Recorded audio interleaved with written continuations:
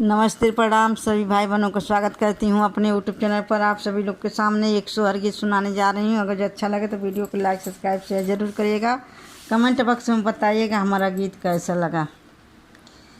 हे अंगना से बोले ना दिया कंगना हम ले बई हो। अंगना से बोले ना दिया कंगना हम ले बई हो। भौजी तुहारा जे भइले लला नावा कंगना हम ले बई हो। भौजी तोहारा के भइले लला नावा कंगना हम लेबी हो। भीतरा से बोलेली भौजिया ससुर सुन लेता हो। भीतरा से बोलेली भौजिया ससुर जी सुन लेता हो। ससुर जी दे देता अपन बयलवा कंगना नाही देबी हो। बाबा दे देवता अपन बयलवा कंगना नाही देबी हो। अंगना में नाचना ना दिया बयल नाही लेबी हो।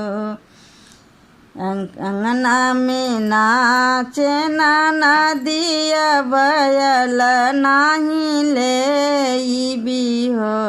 भौजी ले बई तोहर कंगनावा लला नावा खेलाइब हो।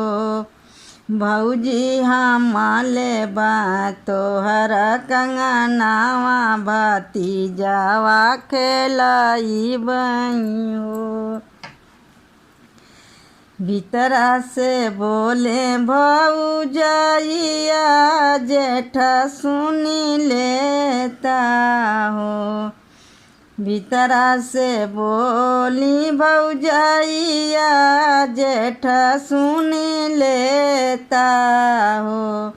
जेठा दे देता अपन घोड़ावा कंगना नाही देबी हो। जेठा दे देता अपन घोड़ावा कंगना नाही देबी हो। अंगना में नाचना ना दिया घोड़ा नाही लेबी हो। अंगना में नाचना ना दिया घोड़ा नाही लेबी हो। भौजी ले बई तोहर कंगनावा भतीजवा नेहा छावर हो। भौजी ले बई तोहर कंगनावा भतीजवा नेहा छावर हो।